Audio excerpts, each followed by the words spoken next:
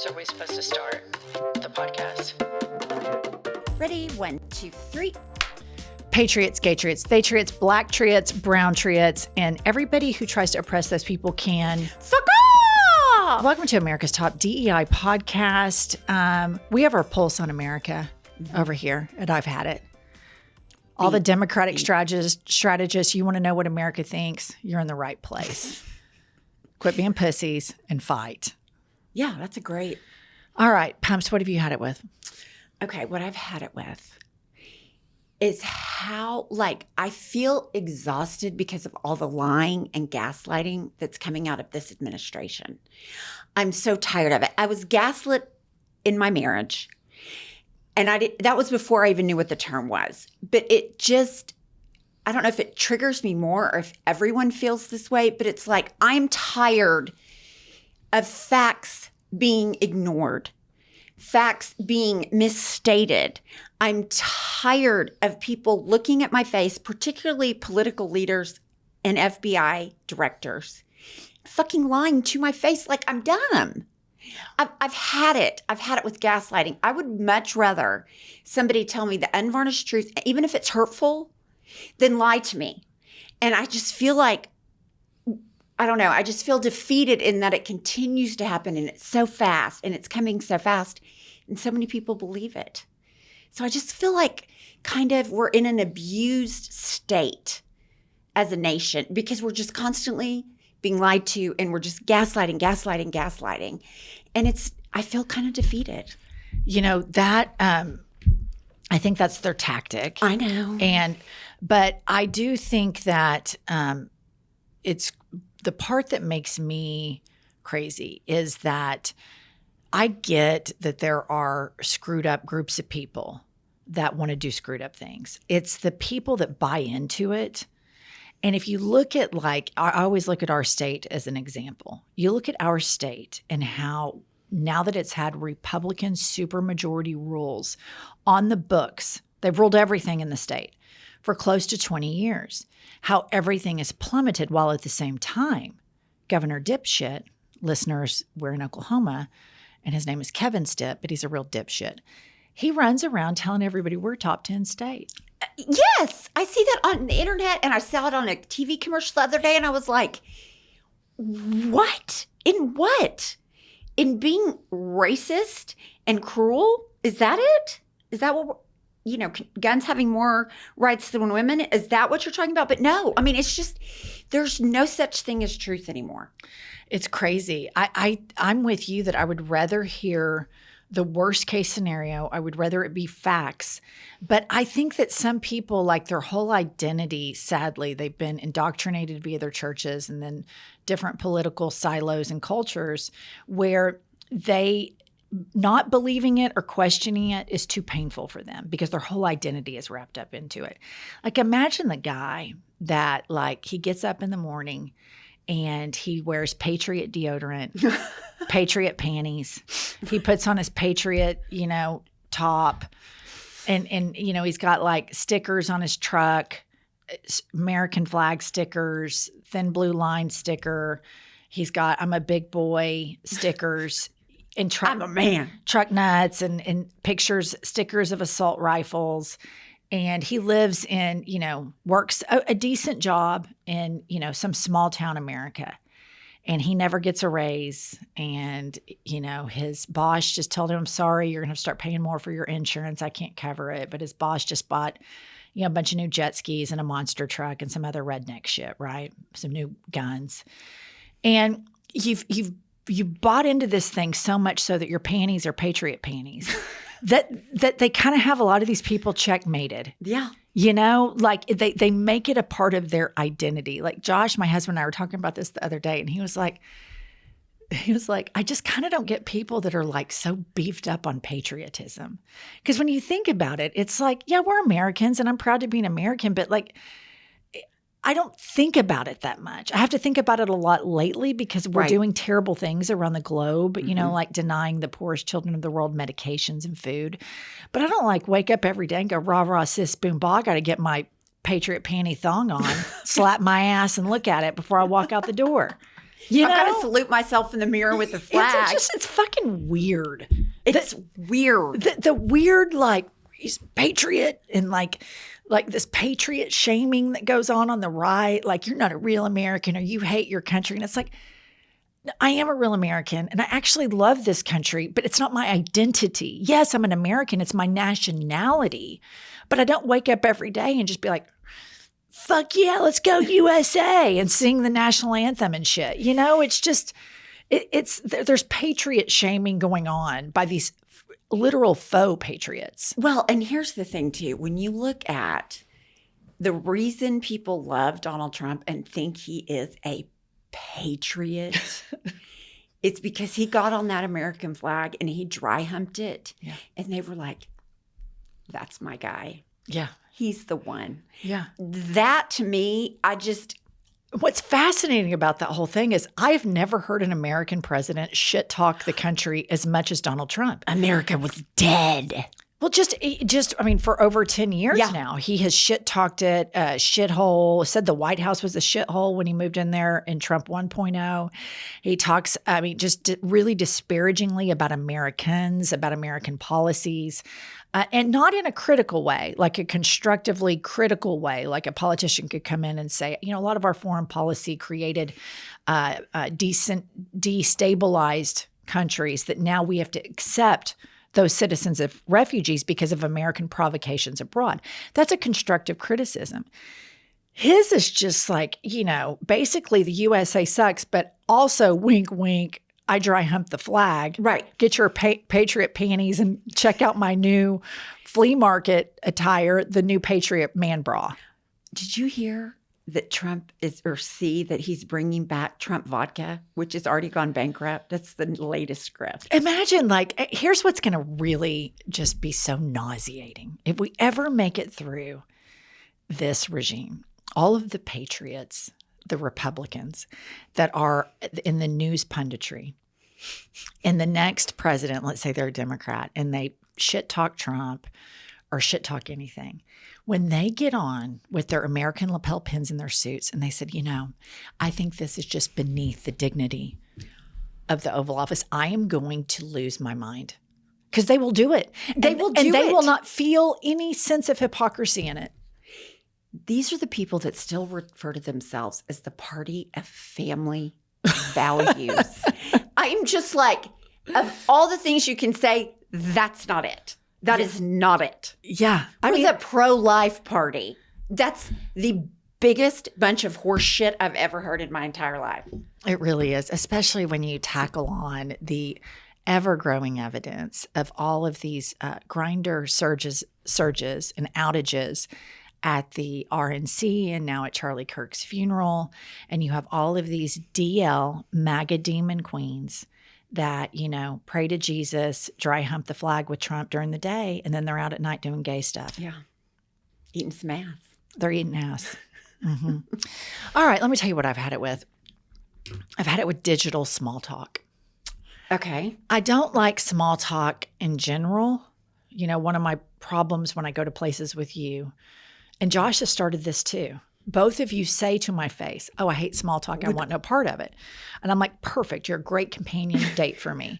And then we go to these events and every body language in me is turning, heading, yep, nice to see you. Nice to see you. I'm doing the hand. And you're going in asking 75 follow-up questions. And Josh is now doing this too. And here's the thing. Josh and I both will bond over, we're going to be in and out. We're not talking, and we're the worst offender. I don't know what it is. If it's hypocrisy, if it's projection, I think you genuinely, in your mind, think that you dislike small talk. But once you get a taste of it, it's like crack cocaine. Here's my thing. I find weird stuff interesting. And so. Oh, I know. So I'll ask a question because I'm just like, I want to know this little bitty part about it, but you can't ask that little bitty part without the full context coming out. And so what I need to do is deny my curiosity and just stick with not asking the unanswered question. So anyway, that's verbal small talk that I'm on the permanent record here at this podcast, I think from very few episodes of being against. You're on the record of being against it. while being the worst offender. while torturing me I know. all the time. But the digital small talk, and it comes in all forms, text messages, emails, and DMs. Like, I just feel like sometimes there's just a lot of digital small talk that's unnecessary. And I find myself sometimes in text exchanges with people where I'm sending the signals of a thumbs up, like heart, like thumbs upping the message, not even a heart, a thumbs up, and trying to get the conversation to come to a conclusion. And it just keeps firing up. It just, I mean, they're raring to go and they're wanting to have this whole digital small talk conversation. And I'm so uninterested in it. I can't do it anymore. I'm just at the end of my ropes with small talk, both verbal and digital. Yeah, I do. I think, especially with DMs and stuff, people sending you reels. I quit checking DMs, just in general, because I feel like sometimes I like to, sometimes a little. Okay, I like a little bit of digital communication, but once it's come to a conclusion, it needs to conclude. It's people who keep the small talk going. But then when I get to my phone after we're filming or I'm working on a design project, I've got all these emails, I have text messages, and then it just seems so daunting to go to the DM box. Yeah. And it's just a whole nother set of shit that I had to check. And so I'm taking a DM vacation. Good for you. Yeah. I mean, sometimes I'll open up like the top 3. Yeah. But everybody in my family jokes around now because we have a family DM, and Instagram. And now they're all like, Mom never checks her DMs anymore. And you didn't see this meme or that meme. And I'm just like, I'm just kind of out. I'm out on them. Nobody's sliding into my DMs. No sliding for you. Mm-mm. All right. Welcome to I've Had It. I'm Jennifer. I'm Angie, HBIC.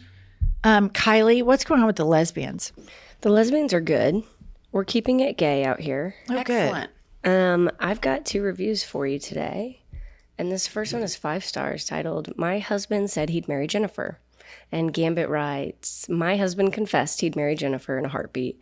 And I can't even be mad because same. Pumps is my spirit animal. Jennifer is my husband's backup plan. And together they deliver the perfect cocktail of wit, rage, and hilarity. Jennifer and Pumps don't just host a podcast. They run the emotional support hotline for modern adulthood. Thank you for ruining every other podcast for us. That is really exciting. That is so nice. High And praise. what's so great to know is if Josh and this hypochondria continue, Right. I can just go we can jump into this and it wouldn't be a throuple with you and there'd be a quadruple.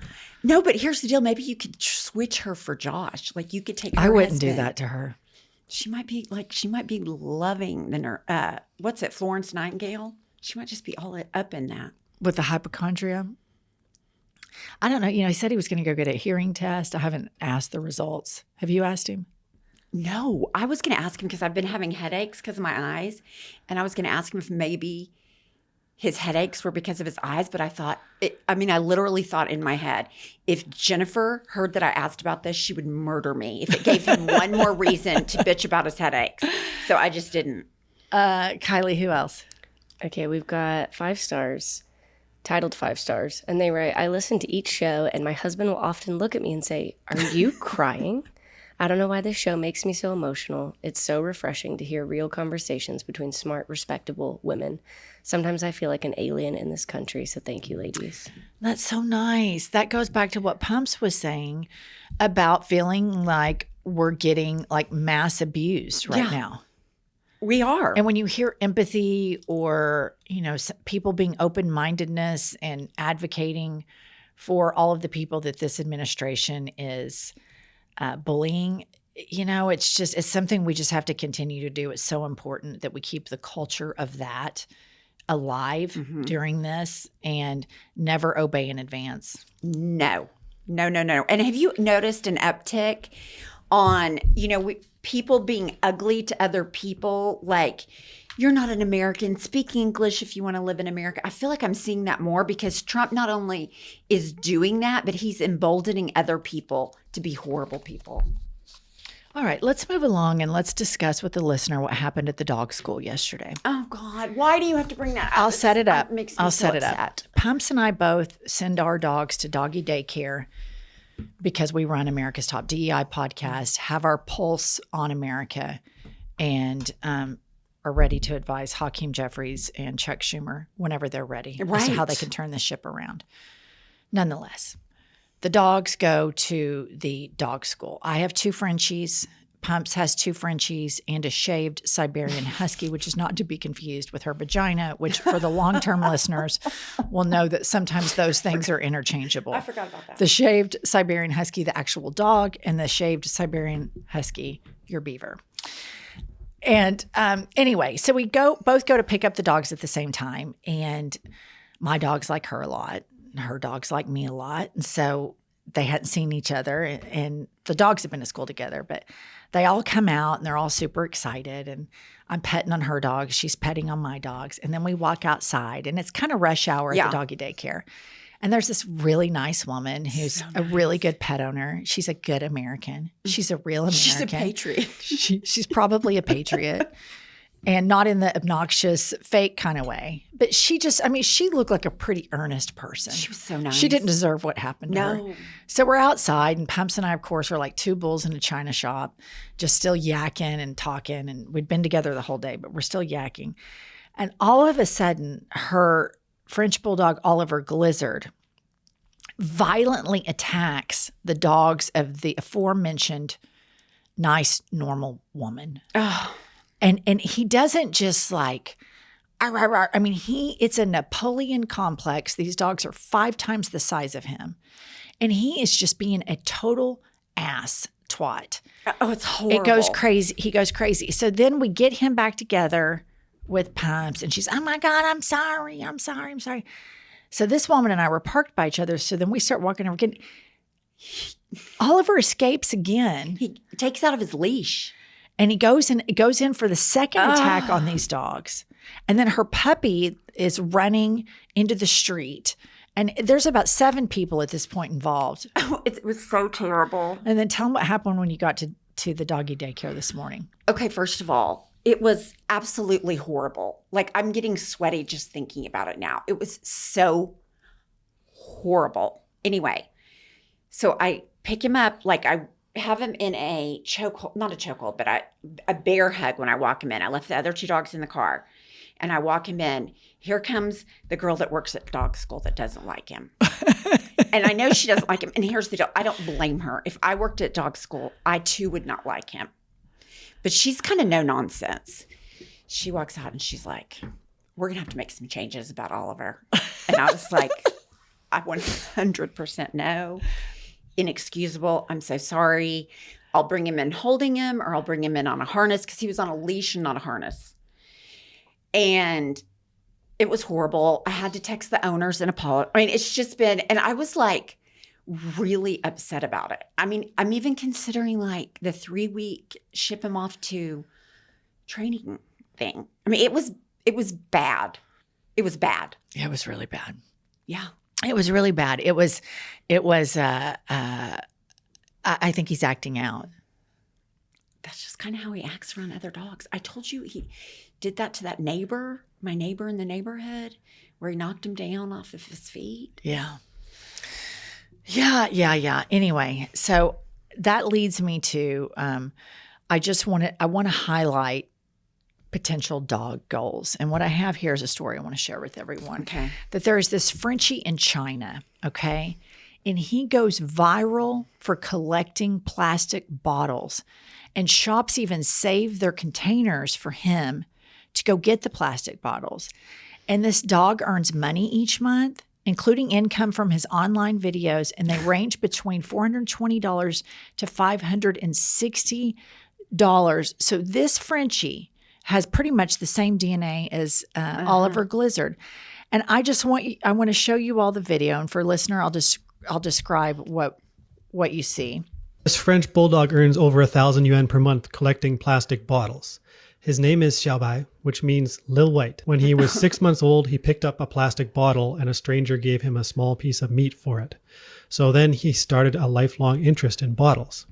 His owner, Mr. Zhang, takes him on walks around the neighborhood in Guangzhou Canton province. And although Lil White started it, Mr. Zhang encouraged this behavior by rewarding him.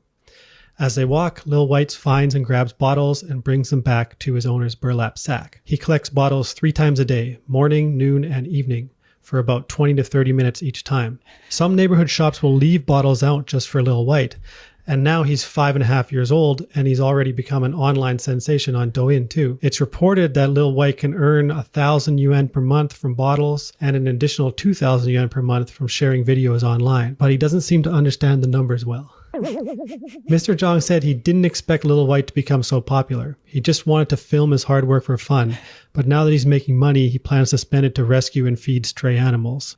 So, I mean, I love this type of post. I do too. And I love that Lil White is so ambitious. I do too. You know, and he goes out and he gets his little plastic bottles, and the owner just wanted to film him so he could show off what a good little worker Lil White was. And here we have Lil White that's out there. You know, I talk to my dogs about this all the time. I'm like, look, guys, I've been on Instagram and we've got Frenchies that are skateboarding. Yeah. We have Frenchies that are surfing. We have Frenchies that are doing all sorts of activities. And so today after school, I think it'd be fun to share with them about Lil White, who earns his keep. You know, I mean, he's a working dog, both as an influencer and as a custodian and a recycler. Yeah. I mean, he's for everyone. And it makes me realize how bad Ollie is. If you can get a Frenchie to do all that. Yeah, I've got a real problem on my hands. There's no doubt about it. Well, I think you need to be a pack leader. That's what I was saying. What have I been saying ever since? No, I know, but I don't. Here's the thing. I was so by the time I got him around, like I should have probably disciplined the car, but my heart was racing so fast that I probably let it, not probably. I did just. So there were no consequences for the double attack? No, because I was just so relieved to get him in the car and drive off that I was like, seriously, my heart rate was up. My heart was pounding. So no, he thinks I'm rewarding this behavior. Okay, one more story. Our listeners of the podcast are going to love this. You know, we make claims all the time, and then the science seems to catch up with I've had it. Y'all know we've claimed for a long time the following. People who constantly hate on everyone and everything are high IQ individuals. So listeners, we've been saying shit talking together and hating on shit is a bonding experience, and we always thought we and our listeners were smart. Researchers found that individuals who frequently express dissatisfaction often display advanced critical thinking skills. The report indicates that these individuals tend to analyze situations deeply, noticing flaws and inconsistencies that others overlook. While their behavior is often perceived as negative, scientists argue it may stem from heightened awareness and intelligence. And to that, I will say guilty as charged. Listener, the hot book of the summer. Oops, I have it the wrong way. Take 2. Listener, the hot book of the summer is now the cool book of the fall. It is, in Trump's America, I can tell you with absolute certainty, the best book that has ever been written. And believe me, a lot of people are talking about it. Everybody's talking about it. Everybody's talking about it. It took us 1 day to write it. Because we're on day 1. Because we took a cognitive test and it was book, write, done. All right. Anyway, please buy our book. It's a great way to support us. It is a really fun read for the fall. Curl up with your pumpkin spice lattes and just enjoy living the American dream in dipshit Trump's America.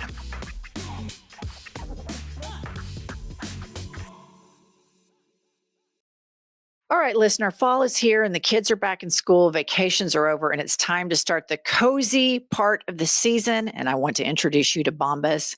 And I mean this. I have a pair on my feet right now. They are the most comfortable socks on the planet. They also have slippers, tees, and underwear. You cannot go wrong with Bombas.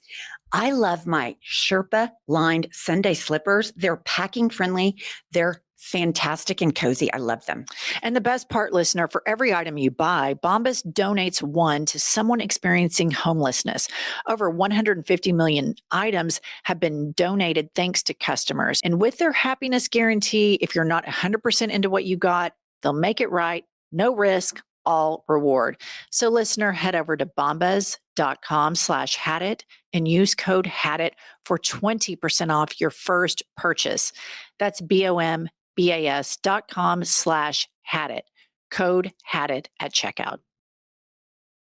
Listener, one of the tools I've personally seen make a huge difference for business owners is Quo, formerly called OpenPhone. It's the same great business phone system you've heard me talk about before, just with a new name. And here's why it matters. When every customer conversation matters, you need a phone system that keeps up and helps you stay connected 24/7. That's why you need Quo. Quo, formerly known as OpenPhone, is the #1 business phone system that streamlines your customer communications. It works through an app on your phone or computer, so no more carrying two phones or using a landline. With Quo, your team can share one number and collaborate on customer calls and texts like a shared inbox, so anyone can jump in and keep response times fast. See why over 90,000 businesses trust Quo. Again, that's formerly OpenPhone. Get started free, plus 20% off your first 6 months at quo.com/hadit. That's quo.com/hadit. And if you have existing numbers with another service, Quo will port them over at no extra charge. Quo, no missed calls, no missed customers. Patriots, Gatriots, we have a guest today who I'm super excited about. He's a comedian and he is the author of the book, Separation of Church and Hate. That sounds like a great idea. Yeah. A political commentator, Sirius XM host, and son of a Franciscan brother and Catholic nun. That's fascinating. Let's welcome to I've Had It, John Fugelsang. Hello, what a great pleasure. Thanks for having me. Hi. Hi. I just want to say that study that smart people complain more, that study was garbage. Okay, I found so many flaws in it. I am so hung up on just what a shoddy piece of work that was, and I'm happy to complain about it for the entire interview. Really bad scholarship. I mean, I found so much wrong with it, but welcome. Exactly. All right, John. So we like to obviously shit talk. And so right out of the gates, we just want to ask you, what have you had it with? Oh my God. Well, this book is about how I've had it with right-wing Christians me pretending that their too. movement has anything to do with the actual teachings of Jesus. The full title of my book is Separation of Church and Hate, a sane person's guide to taking back the Bible from fundamentalists, fascists, and flock-fleecing frauds. Because as you mentioned, I was raised by a couple of ex-clergy. I was taught to believe that Christianity was about the stuff, Jesus talked about. Love, empathy, service to others, uplifting the less fortunate, fighting for the marginalized, pay your taxes, welcome the stranger, individuals and nations, care for the poor, care for the sick. He commands it in Matthew 25. Don't execute people. Don't trust people praying in public to be seen. All the stuff Jesus talks about. And a lot of us were raised believing it was a movement about empathy and love. And we grow up and it's become this right-wing clique that's tax-free and fights to persecute gay and trans people, fights to persecute migrants, fights to criminalize abortion, none of which are anything Jesus ever talked about. And we got a whole generation of people who were raised religious and now consider themselves spiritual because they're turned off to the hypocrisy of mean, cruel, right-wing religious people. Kids aren't abandoning religion because of God or Jesus or Santa Claus or Noah's Ark. They're doing it because of these douchebags with a mouthful and a heart full of hate. And it's embarrassing. I got tired of seeing my parents' religion used as a cloaking device for all this mediocrity and cruelty. So I wrote a book for both atheists and believers, about all the issues that divide us. And how if you are arguing with a Christian fundamentalist or a nationalist, even if you're an atheist, Jesus is probably on your side. And it's all the arguments the right wing uses and why on policy after policy. They use this Jesus as a prop to get elected. They'll worship him, but they do not follow him. And if they're going to try and force their narrow right-wing version of Christianity on all of us in our public schools and our airwaves, we're allowed to call them out for not really following Jesus. They're devoted to a lot of crap they pretend he said, but the actual stuff he said, that they call woke. And I'm sick of it. And that's why Donald Trump is president. And so I wrote a whole book about it. And it's not about hate. It's about how to actually use humor, nonviolence, and the damn Bible, because it's time to thump Bible thumpers with the Bible and take it back to the nice people. So are you a follower or an atheist? I am not an atheist. I do believe in God. I even identify with his mood swings. How could I not believe in God? You got to blame somebody, am I right? But I used to, when I was a kid, brag about how Christian I was, and now I say I aspire to be a Christian, because it ain't that easy. Jesus' whole movement is about humility and picking up your cross and alienating your society because you're going to fight so hard for the marginalized. That's the whole message. It's not about total right-wing domination of your school board. I want to offer an alternative here. So I was raised by atheists in the buckle of the Bible Belt, and I don't need a book full of contradictions to inform my sense to fight for the marginalized. You do not. You don't have to have. I feel like sometimes more than anything, when I talk to Christians, I have to have such a regressive conversation. I agree. They believe in this Iron Age thinking, wherein the God of the Old Testament, I mean, that guy was a real freak. I mean, the fundamentalists believe this, yeah. Yeah. The liberal and moderate Christians are just out there not being a dick to people. But the fundamentalists of all the world's religions believe in the angry alcoholic step God who hates people. Yeah, I'm sick of it, man. I'm so tired of it. And you're right. But you see, atheists are right. You don't need a book of rules to tell you to be a good person. But the reality is, this is our society. And the entire history of Christianity since the Romans took it over, and it stopped being the brown-skinned Jewish carpenter's message of love and acceptance for the poor and became an imperial religion that will dominate and slaughter people. But it's okay because we'll force you to be Christian and then you're saved. Let me ask you this. Go ahead, please. So you know how everybody, like all the Christian nationalists, their big thing is like, we're a Judeo-Christian values, and because they can't sell Israel under the bus. So it's always like Judeo-Christian values. We have to maintain them. And I'm like, that is such a bizarre thing to not evolve. Every other form of study evolves and changes and gets better. And so, like, in my opinion, like the 10 Commandments, there's a lot more that can be added to that don't involve God's ego. And so it feels like this desire to conserve this Iron Age mindset. That's authoritarianism.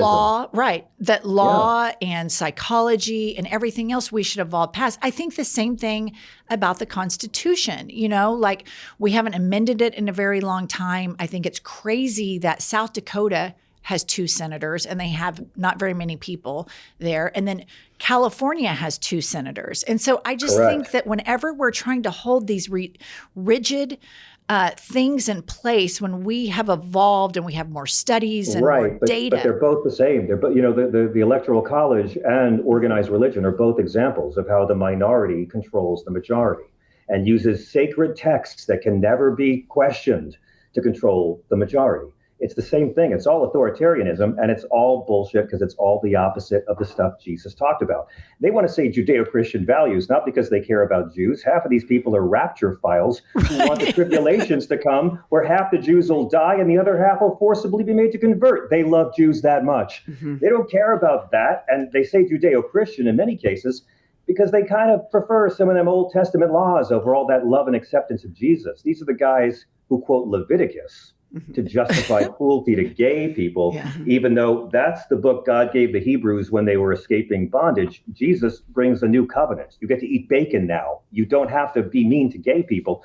But again, they'll pick and choose the parts of the Bible they want to follow, which everyone does. But the fundamentalists do it to justify cruelty. And I got to remind them 10 times a day on my Sirius XM show, Leviticus 20:10 commands you to stone adulterers to death. I'll let you work that out with Donald Trump yourself. Right. I'll let the Secret Service know you and your rocks are on your way. They don't believe it. They weaponize parts of books they don't believe in to hurt a minority that Jesus commands them to love. I completely agree. I was raised evangelical, and She made it out. I made it out. Right on. But what upsets me most from a personal level is the lack of empathy I see in family members. And when I say, what would Jesus do in this situation? And it's an immediate, oh, well, he'd be for this. And I'm just Yeah, like, of that's course. exactly opposite. So what do you attribute that to? And what is your response to that? Trying I- to change it. I attribute that to two things. They don't read the Bible, and they're counting on you not having read the Bible. And that's it. Because Jesus of the Bible was a peaceful, radical, nonviolent revolutionary, hung around with lepers, hookers, and crooks, never spoke English, was not American, was anti-wealth, anti-death penalty, anti-public prayer, Matthew 6:5, but never anti-gay, never anti-abortion, never called poor people lazy, never fought for tax cuts for wealthy Nazarenes, never said torture's okay in some situations. He was a long-haired, brown-skinned, that's in Revelation, brown-skinned, homeless, community organizing, unarmed, anti-slut shaming, authority questioning, authority challenging Palestinian liberal Jew. But that's only if you believe what's really in the Bible. So anyone who's trying to link Donald Trump to Jesus, they haven't read the Jesus parts. Because the only way you can follow both Trump and Jesus is if you haven't read either of their books. Those guys have nothing in common except they spent a lot of time around prostitutes and they both used ghostwriters. That's it. Let's talk about the part about Jesus speaking out against the accumulation of wealth, number one. And the second part of that is him speaking out against public religiosity. Because these are the two things that, as an atheist raised around this, I've never found anything about Christianity attractive. My mother made sure I wasn't indoctrinated, made sure my mind stayed open. And every Christian I met just further exacerbated my secularness. And the two things that all Christians that I've met that are Americans in this part of the country, we live in Oklahoma, seem to have in common is a worship of wealth and overt religiosity, public religiosity. It's very well known in Oklahoma or Texas when you meet somebody. Well, what church do you go to? They think it's their business. It's a very toxic culture where people don't mind their own business. I get it. Yeah. I grew up half Southern, half Brooklyn. I'm very used to it as well. I'm a fan of the show, by the way, ladies. I'm like thank you. Total fanboy for the you two rock stars right now. It's really fun to be on here. Look, the Bible has a lot to say about poverty.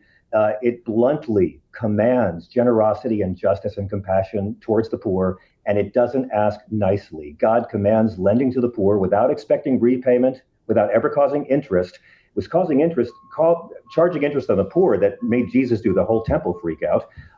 In Moses' law, you have to have a jubilee year every 50 years where all debts are forgiven to reset economic inequality.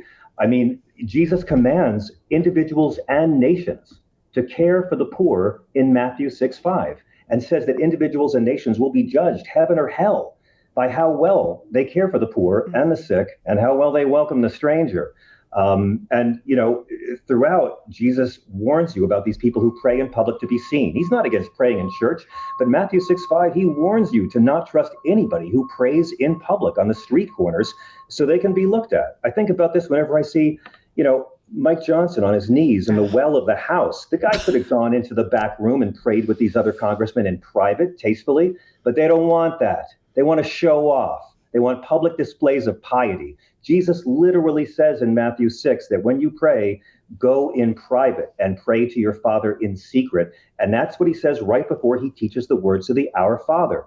They don't teach that in Christian school.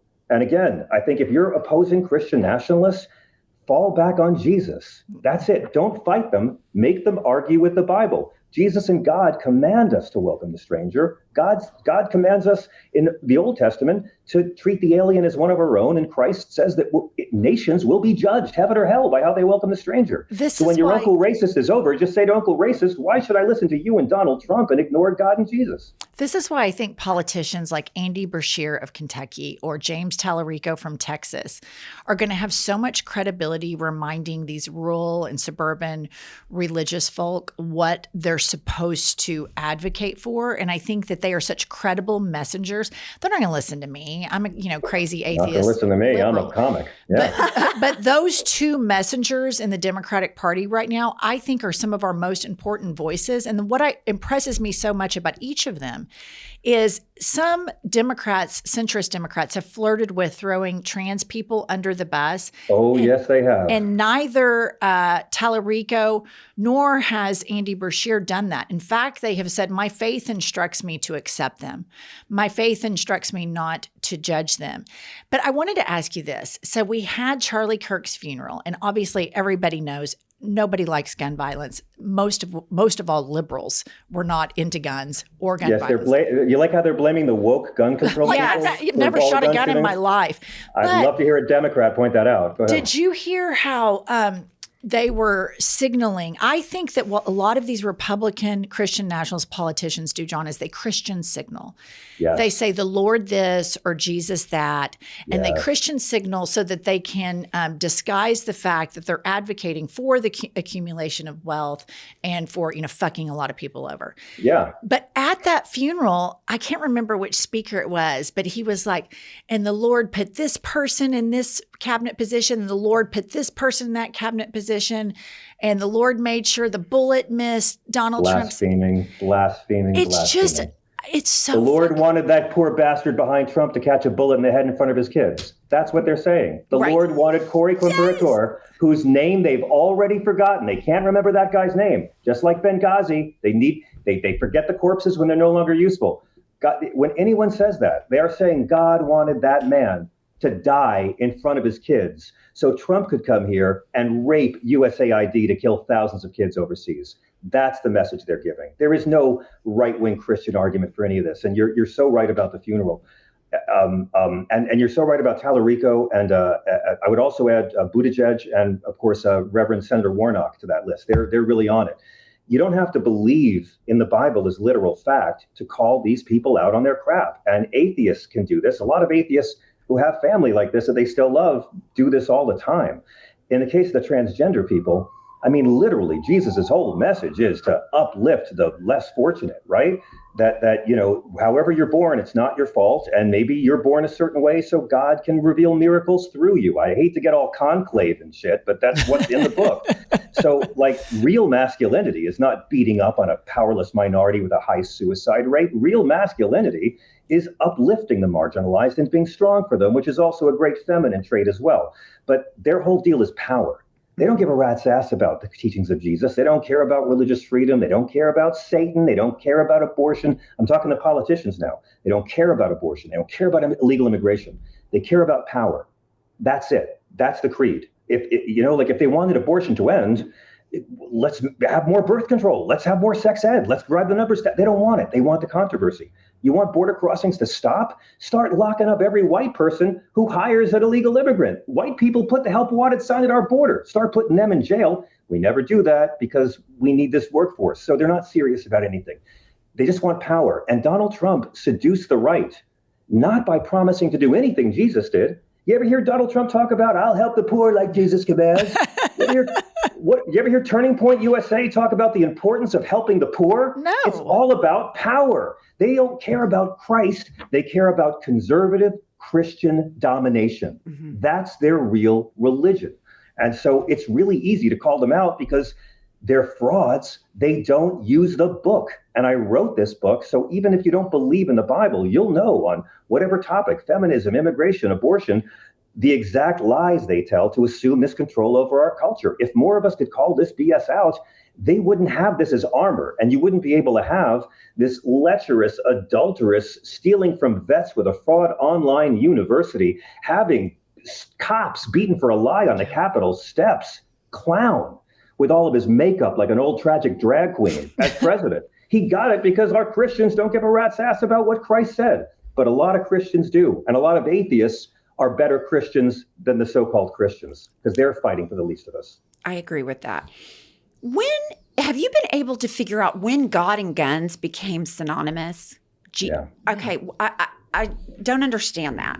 I do a whole chapter about this and about violence and about toxic masculinity and the ones who worship, dude bro Jesus, the strapped, alpha bros for Christ. It really, I think in the 1970s, it really began when guys like Jerry Falwell before they had latched on to criminalizing abortion, which again, the Bible never forbids. But that's how they took over the party. And they began to associate gun ownership with good stewardship, with good citizenship, that it wasn't just a right, it was an obligation for good people to do. And I'm not against owning guns. I think most guns and ammunition should be free for American women, and maybe for altar boys too. But what we've gotten instead is this corrosive culture where there's 110 guns for every 100 people in our country, and they are fighting very hard for mentally and emotionally unstable 20-something men to have easy access to products that are designed to kill lots of humans really fast. There's no Bible justification for any of this. When gun violence is the number one killer of children, more than car accidents or disease, and it's because the Christians won't allow an up or down vote without a filibuster on high capacity magazines. I mean, why can't we tackle a guy when he has to reload after 10 shots? Why do civilians need to fire off 30 rounds without a break? The expanded background checks, that's more popular than Christmas. Right. 90% of us support that. We can't get an up or down vote because of the Christians.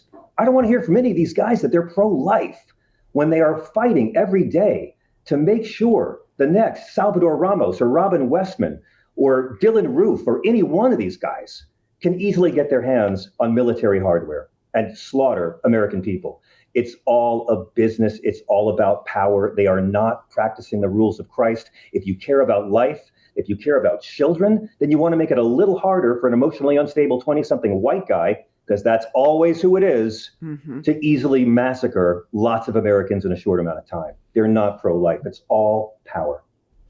It really is. It's so gross. So one thing we're really into, that I'm really into right now, is I have this hypothesis that in the MAGA movement, you have a bunch of emotionally stunted, broken people with inner child issues and a lot of suppressed sexuality. And we have some data coming in on this. We know that Grindr was overloaded during the RNC. We know that after Charlie Kirk's funeral, Grindr had a massive usage strike. We know that podcasters, right-wing podcasters like Benny Johnson gets targeted ads for gay cruises while at the same time, espousing, Christ's kingdom and all this crazy ass bullshit, right? Homophobes like it both ways, don't they? Yeah. So I have this whole, I feel like there is a group of DL, down low, DL demon queens in the MAGA movement, a lot of these men that I've identified as candidates. And this is just my opinion. This is my hypothesis. And I support it. I will never obey in advance and not talk about this. That's why your show's great. I endorse outing people who legislate against LGBTQ citizens, by the way. I do too. If you're going to If you're an artist and if you're an actor, you keep it a private, fine. If you're a country singer, keep it fine. But if you're actively making life harder for trans kids, fuck you, man. Let's get your name out there. I agree. If you're passively in the closet, that's your business. That's not my business. But Moses Mike Johnson, Jesus never minded sexual sin. He minded hypocrisy. Exactly. But tell me about Mike Johnson. Moses Mike Johnson, he's the guy who said, while there's cameras running, God woke me up and he tapped me and he said, wake up, little buddy, you're going to be Moses. Then poof, I'm Speaker of the House. I mean, it's just delusional, right? Yeah. So he has or a good liar, totally. Right? Or a guy who's just playing to simpletons. Yeah. I actually, growing up in the Bible Belt, I kind of think he legitimately thinks this. I have so many friends that have delusion about this stuff. They believe in spiritual warfare. My friends in high school, they really believe in this shit, talking, all this crazy shit. They really believe that we have to arm ourselves and ignore everything Jesus said about nonviolence for Jesus. Yeah. It's all power. Insecure men. Moses Mike, as I like to call him, he has all these Pray the Gay Away camps. His wife has Pray the Gay Away camps, the porn tracker with the son, And so, if I had to bet my French Bulldog's lives on it, I'm going Mike for sure. 100%. Then we go on to J.D. Vance, who is a failed drag queen. We all have photographic evidence of that. As Pumps points out. That's insulting to drag queens, madam. I'll have you know that. I got to stand up for my people, too. And he changed his name 3 times as an adult, which that's really weird. But the biggest evidence I have for him, aside from the eyeliner and us being one news cycle away from a full-blown smoky eye, is that you may remember back when he was calling Trump Hitler. I do. and talking about how dangerous Trump was. And he was kind of chubby and his hair was kind of messy, not dressed too cute. And then he goes off to Peter Thiel, who we all know is a sociopathic, antichrist gay man. But sexually very healthy and normal, Peter Thiel. Nothing weird about that. His hard drive must be clean. Don't worry. Exactly. So he goes off to what I call Peter Thiel's gay camp. And then he pops back out and he looks like he got queer-eyed. Yeah. I mean, it's just, and you can go down the list. Everybody knows Lindsey Graham is gay. So one of the things I've had it with is South Carolina, by the way. I've had it with the Republican Party acting like they don't have a bunch of gay men in their party. And don't forget Ken Millman, the RNC chair, was gay and in the closet. Totally. Everyone knew it. Totally remember him. And that was when they were, in 2004, when they were using gay on the men. ballot. When George W. Bush had lied America into war, and we had body bags coming home every day, and it looked for sure, how can this guy get reelected? And Karl Rove made the entire reelection campaign about marriage is under attack. And Dick Cheney betrayed his daughter. Dick Cheney didn't give a damn about his daughter and sat by silently while they spread this. And it worked, right? I wasn't shocked when Trump won last year because 20 years ago, we saw the example of a president who lies to Americans and Americans get killed and they reelect him anyway. Right? That's what happened in 2004 with Bush after the war. That's what happened with Trump after lying to everyone through COVID. But with the homophobia, first off, there's no part of the Bible you can use to say that being gay is wrong. Let me say it again. There is no part of the Bible anyone can ever use to say that being gay is wrong, because nobody follows Leviticus. Nobody follows Deuteronomy. St. Paul's not actually talking about gay people. I point out in the book that Jesus does come out and say that gay men are born that way in Matthew 19. And I would argue, I go deep on it in the book, the famous story of the Roman centurion, when Jesus heals his sick slave and the apostles are all upset. Well, why would a occupying military officer seek out a local homeless Jewish mystic faith healer to come to his home to heal a common slave? What do we know about the Romans? They left their wives at home and they took special boys on the road. And in the original Greek, the word used was not slave, it was pais, beloved boy. So Jesus, who turns nobody away, you could argue credibly healed an occupying military officer's male lover. I bet the apostles were thrilled about this. Again, homophobia is incompatible with the Sermon on the Mount. Nobody follows Leviticus. You have to stone people to death for working on Saturday. If you believe, fuck you, NASCAR, right? They don't believe it. And any politician who's telling you that being gay is a choice that must be resisted probably has some experience resisting it. Mm-hmm. And it's going to be a pleasure watching this last generation of closeted, shame-filled gay men die off in our lifetime, because young people are not born programmed with this shame today. Listener, do you ever go to the doctor and you just feel like there's something wrong? Something's not quite right with your body. You're not sleeping well. You have brain fog. You go to the doctor, they do blood pressure, and they're like, you're completely fine. Don't worry about it. And you're like, kind of at that age where I want a little bit more micromanaging about my health. This is why Pumps and I are so obsessed with Superpower. Superpower actually sends a licensed professional to your home, or you can visit a nearby lab. And it's one simple blood draw with over 100 biomarkers, way more than what you'd usually get, which unlocks so much about your own body. And here's the best part. Superpower used to cost $499, but right now it's just $199 for the full experience. That's more affordable than anything else out there. Other testing services charge $500, $1,000, sometimes more for similar or less. Know your numbers with Superpower. Listener, head to superpower.com to learn more and lock in the special $199 price while it lasts. After you sign up, they'll ask how you heard about them. Please make sure to mention this podcast to support the show. Your biology decoded, your blueprint activated with Superpower. This ad is brought to you by Vive Healthcare, the makers of Apertude, Cabotegravir. You never skip your SPF, and you carry hand sanitizer like an accessory, but what are you doing for HIV prevention? One way to help protect yourself from HIV is Apertude, a prescription medicine used to reduce the risk of getting HIV in adults and adolescents weighing at least 77 pounds. You must be HIV negative to receive Apretude and get tested before each injection. If you think you were exposed to HIV or have flu-like symptoms, tell your doctor right away. More HIV testing may be needed. Apretude does not prevent other sexually transmitted infections. Practice safer sex to reduce your risk. Get Apretude as scheduled. Missing doses increases your HIV risk.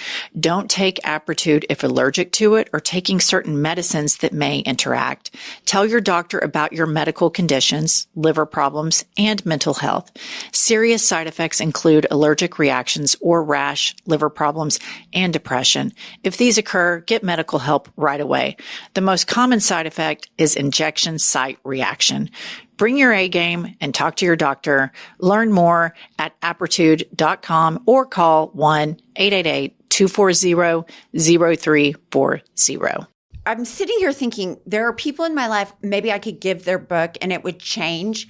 But then I think about how generational the indoctrination is. I mean, their grandparents, parents, my parents.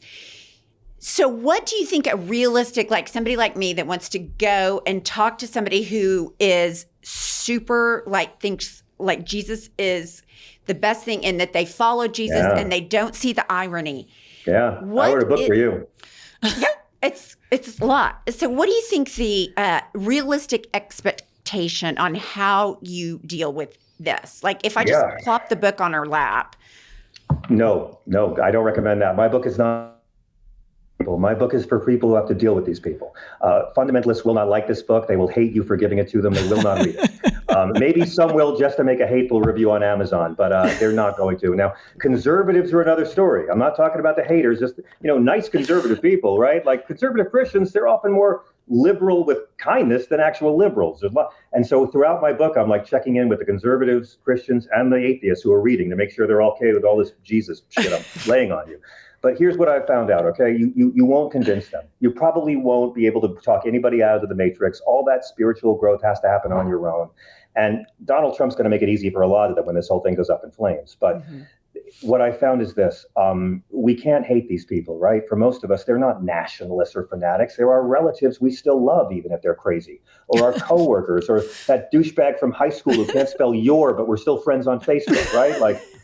So what I find is if you engage these people on what the scriptures actually say, they won't agree with you, but they may appreciate you took the time to engage them on their own turf.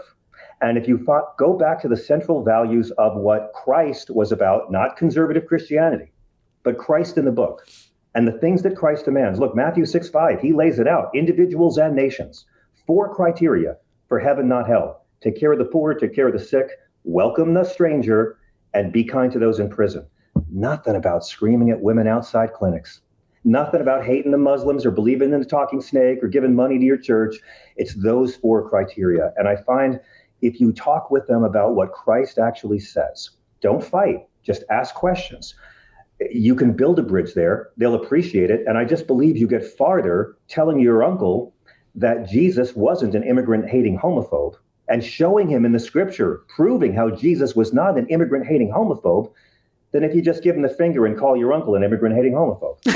Again, it's a guide for people who have to deal with these folks, okay? And spiritual growth is not to be met with smug liberal I told you so's, but we have to fight for them. We have to hope that they wake up out of the matrix, but we can't hate them, but we have to beat them. We have to beat them with nonviolence and democracy and humor, and we got to use scripture too, because this is what they use as camouflage. The Democratic Party and the media are terrified. They will not touch religion. Y'all know it. Very few will. So it's going to take regular folks over the dinner table, on social media, in the workplace to convince these people that hate is not a Christian value. I've been saying this when we started the podcast and for a very long time. America has a crazy Christian problem and the Democrats have to address it. The That's Republicans right. brought Christianity into, just like you said about Karl Rove, put it on the ballot, and Dick Cheney betrayed his daughter. And I remember that so well. I had the John Kerry sign in my yard, the whole 9. And I've been saying the Democrats have got to address it. They're the ones that brought it in. But I have to say, I do think having credible messengers like some of the Republicans we were talking about. But I also do think that the Democrats could run somebody super secular in maybe a bluer district to start the language that showing by example that especially if they ran against a far right winger to say, look, I don't know where this person gets all this stuff, but they're supposed to be caring about the poor and they don't. We have to start drawing these comparisons, stark contrasts, because Christian nationalism is so dangerous and it's been so detrimental to our state. We're ranked 50th in education. It's ranked 50th place in the whole United States for women to live. And what's so bizarre about this? Yeah, but you're fixing your Ryan Waters problem. Congratulations on that. Governor Stitt, he's this big Bible thumping evangelical. When he won, he said, I want to dedicate every square inch of the state to Jesus. And since the dedication, he's eroded and harmed the neediest Oklahomans. And he's even refused school lunches, federal money for school lunches for children, just unrestrained cruelty that he gets away with because he Jesus signals and Christian signals. And so many people in rural Oklahoma, the only social structure they have is their church. That's all they have. They don't have anywhere else to go except for their church. And these those churches are getting smaller and younger people are abandoning them because of this. I'm sorry, go ahead. But these politicians have exploited them and weaponized their faith against them. And it's so tragic to see how many people vote against their interests. I remember in 2004, my husband and I were driving he's from a small town in Oklahoma. We were driving out there and we stopped at this rural gas station and there was this woman. She had probably about 5 kids. Car was a total clunker. You could tell, this is well below the poverty line. The kids didn't have shoes on. And it was, you could tell she was struggling, this woman. She had all these kids and the car wasn't working well. And she had a Bush Cheney sticker on her car. Of course she did. And my husband was like, that is just fucking unbelievable. But that's how religion does it. That's authoritarian religion. And again, that is using fundamentalism, right? It's probably because of abortion. Abortion is how they've done it. For 45 years, 2 generations of Christians have been raised in a country where they vote against everything Jesus ever talked about to criminalize abortion, which Jesus never talked about. I have this conversation with our MAGA brothers and sisters all the time on my Sirius XM show. I always say, give me one teaching of Christ that Donald Trump or MAGA or the Republican Party have fought for in this century. Chapter and verse, please. 1. I don't get real answers. I get abortion. And I explain the Bible's not against abortion. God asserts a fetus as property in Exodus 21, and that a woman's life has more value in his eye than a fetus. That's why Jews don't ban abortion. That's why abortion is legal and free in Israel right the fuck now. Jesus is against the death penalty, of course, never mentioned abortion. They don't follow him. Second most common answer I get is, well, Trump has a strong border. And I'm like, no, God and Jesus command us to welcome the stranger. You guys call them illegals. You're the no room at the inn Christians. You reject God and Jesus. You're not fans of the book. You found a new Messiah. He's a racist landlord from Queens. And the third answer I'll get, and this is true, I swear to God, Trump moved the U.S. Embassy to Jerusalem. And then I have to politely explain, at no point in the Gospels does Christ state an opinion on the United States or where their embassy should be in the year 33 AD. It doesn't come up. It's not there. They're making shit up. They reject what Jesus commanded. They'll fight like hell for stuff they think he talked about. And that is how the Republican Party, post-civil rights, has manipulated 2 generations of white people. And it's led us directly to Donald Trump. A bastardization of Christianity. It's how they suckered all these people by throwing out Jesus and criminalizing abortion. I would say the bastardization of Christianity plus the worship of unrestricted capitalism. Both of those things convening at the same time. That was 100 years ago too. That's always. That's what Jesus keeps so many Jesus people also, like they love supply side Jesus, capitalist Jesus. Okay, John, I could talk to you about this forever. You guys are too much fun, man. I know. I'm gonna bankrupt us. I want to play a game with you. It's called Had It or Hit It. Oh my God. Welcome to Had It or Hit It.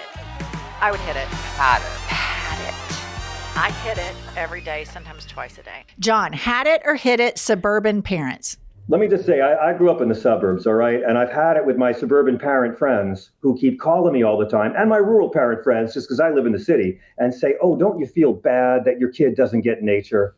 Anybody live in a city get this for all the time? Don't you feel like you're cheating your young by raising them in the city? There's no nature. Don't you feel like your child's going to never know nature? And I'm like, what are you talking about? New Yorkers are around more nature than anybody. You, in your comfortable suburban house, and you go into your garage and into your car, and then you go to your job or your church or your school to avoid nature. You know what we do when it's 109 degrees or -9 degrees, or when there's a high pollen count or a hurricane or a nor'easter or a blizzard? We walk in it. We make our kids walk in it. My child gets so much nature. My kid sees more dogs in a day than yours does in a month, more rats in a day than yours does in a year, and more roaches than you will see in a lifetime. My kids, we have so much nature. We walk down the sidewalk and see poop on the ground, and we don't know what species left it.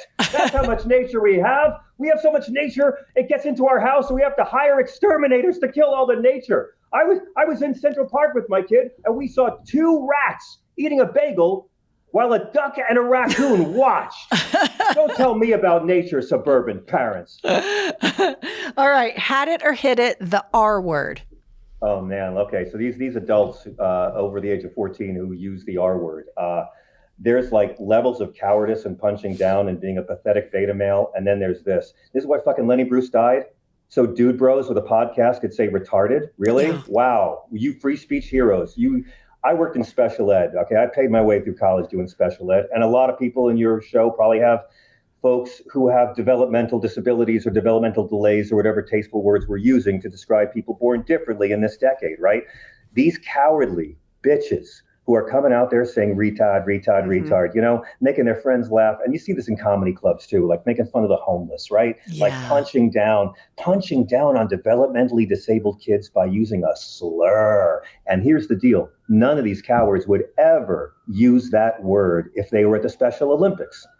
They wouldn't say it at the Special Olympics because deep down they know it is a shitty, ableist, punk-ass choice. No, I agree. When people, Pumps and I have this conversation a lot, where when people use the N-word in safe spaces where they know they can use it, but they wouldn't use it around a Black person, that person knows they're fucking racist. They know it, man. We know a mutual racist. And she's like, no, this person doesn't think they're racist. I'm like, if they don't think it's racist, they would say it in front of Black people. This person knows for sure that she's a racist. If you can discern when and where to use it, you know it's wrong, in my opinion. Yeah. And we have to hold them accountable. Correct. For that. And I'll fight for their right to say it. I'm not a fan of censorship. Go ahead and say it. White people want to say the N-word in public. You all go right ahead. The market will decide. That's all I can say.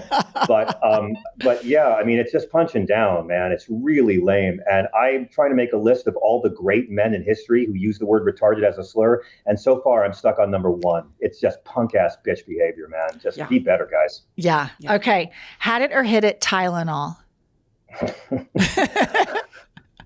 I don't even know. I mean, I'll hit Tylenol because I've had it, and I didn't give birth to anything wrong. My God, this is how bad they want to distract from covering up child rape and sex trafficking. Right. That's all I can say, man. RFK's out there talking about health, and he's breathing and sounds like Darth Vader's sleep apnea machine. I mean, my God, you notice how it's not easy to make Dr. Oz look embarrassed. But the other day, Dr. Oz looked as embarrassed as I looked that time I had to interview Dr. Oz on TV. I mean, they're going after Tylenol. How much do these guys hate pregnant women exactly? And I think it's so sad for people with autism. The unspoken thing that's going on right here is a lot of MAGA parents, liberal parents, apolitical parents have kids that have autism. Correct. This administration is actively demonizing this, that's something that has to be prevented, and something that they want to make a registry for. And that's the underreported part of this. We're going to make extinct. We're dehumanizing people that have autism right now. The government is.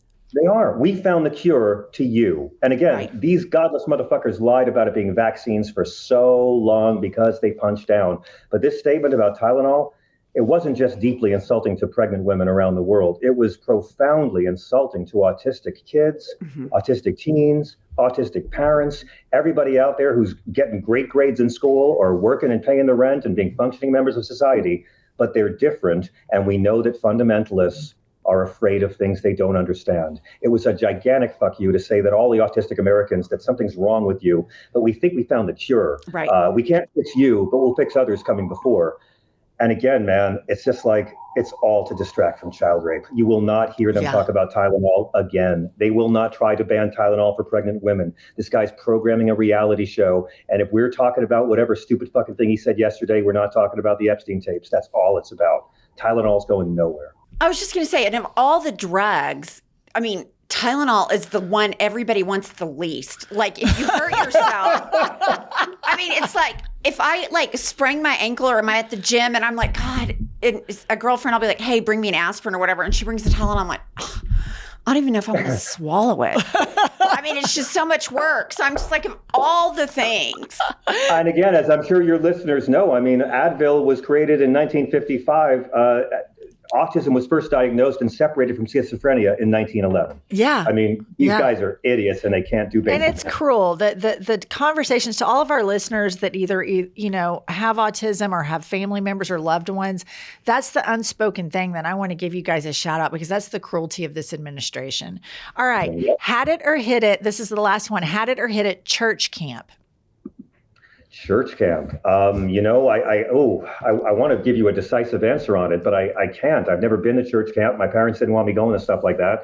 My parents were big on Gandhi and Dorothy Day and Dr. King, not so much, you know, being told that Jesus likes you better because you put a tree up in your house once a year. So I hesitate, because I'm sure there's a lot of great church camps out there that aren't shitty. So I'll say I'll hit it. I have an alternate. So because I don't want to judge large groups of people I know nothing about. That's how you know I don't vote for Trump. yeah, no, I agree. I agree. There's a lot of church camp stuff in Oklahoma.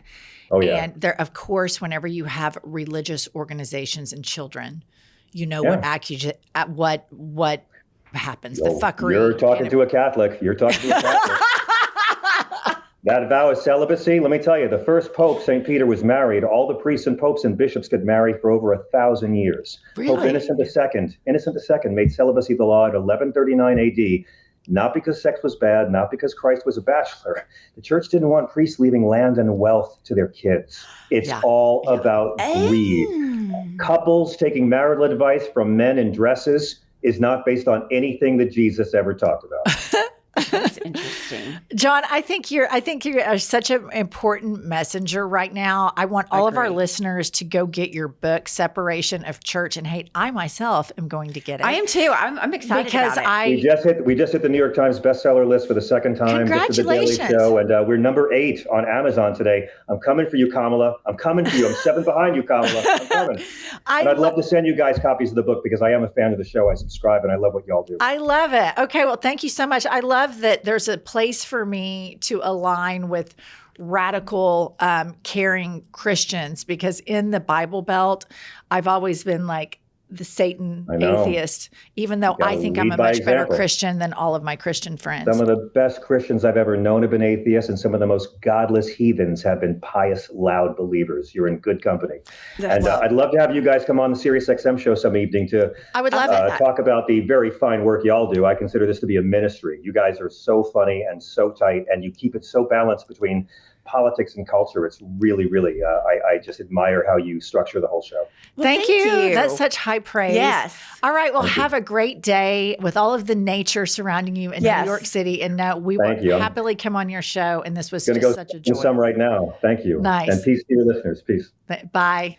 Well, he's just as sharp as a tack. God, I love him. And you know what's so funny is he knows more Bible verses and application than 90% of the people in Bible study. There's no question. And I've done the field research on that. I know, including myself, who was in it. I mean, that he's very smart, and I think that he's onto something that you and I have been talking about, and it's we have to address the crazy Christian problem. Absolutely. It has got to be addressed, because now they're mainstreaming it. I mean, that Charlie Kirk funeral was the most terrifying thing I've ever seen, to see all of the entire president's cabinet engaging in all of that spiritual warfare talk.